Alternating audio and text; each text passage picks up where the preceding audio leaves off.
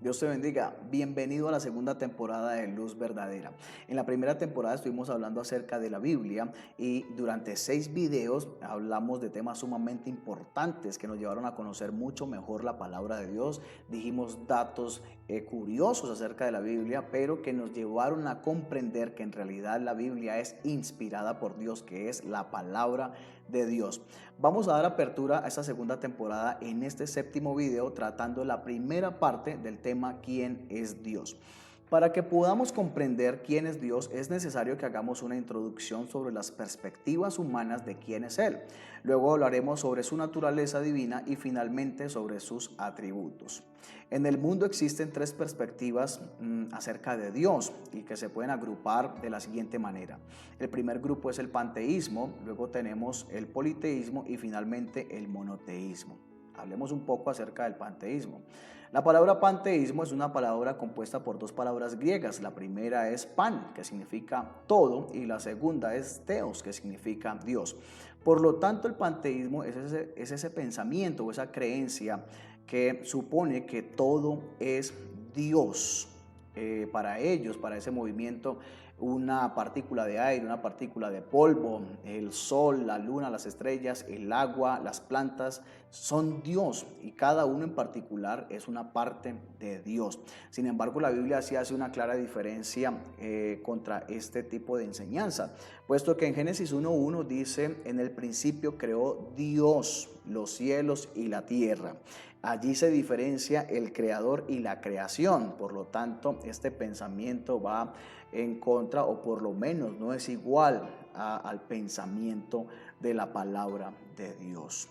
Hablemos sobre el politeísmo. Así como el panteísmo, la palabra politeísmo es una palabra compuesta por 2 palabras griegas. La primera es poli, que significa muchos, y theos, como ya vimos antes, significa Dios. Por lo tanto, el politeísmo es la creencia en muchos dioses.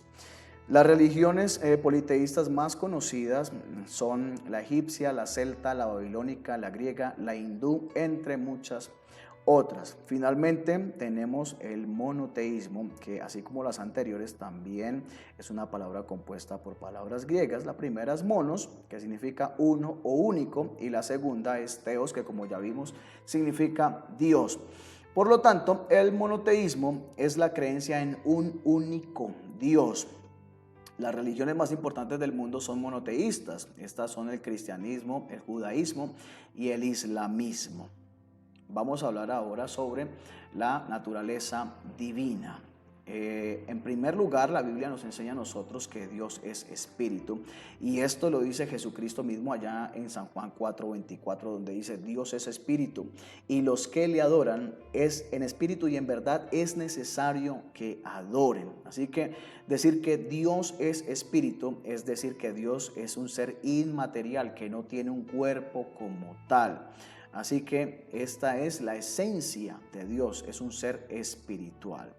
Además de ser espíritu, Dios es único. Esto nos lo enseña la Sagrada Escritura ya en Judas 1:25, donde dice, al único y sabio Dios, nuestro Salvador, sea gloria y majestad, imperio y potencia, ahora y por todos los siglos. Amén. Decir que Dios es único es decir que Él es sin igual, que no hay nadie como Él y realmente ni siquiera nadie se puede comparar a Él.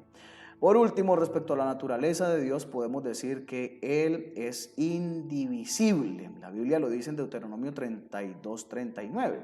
Ved ahora que yo soy y no hay dioses conmigo. Yo hago morir y yo hago vivir, yo hiero y yo sano, y no hay quien pueda librar de mi mano. Así que Dios no es una unidad compuesta por varias personas o por varios seres, no.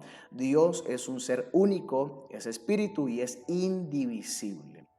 Bueno, para finalizar, quiero anunciarles que los atributos de Dios son aquellas particularidades de la forma de ser de Dios, de las características de la personalidad de Dios, que básicamente se pueden dividir en 2 grupos. El primer grupo son los atributos incomunicables y por otro lado tenemos los atributos comunicables. El próximo video, la octava entrega de Luz Verdadera, estaremos hablando acerca de los incomunicables.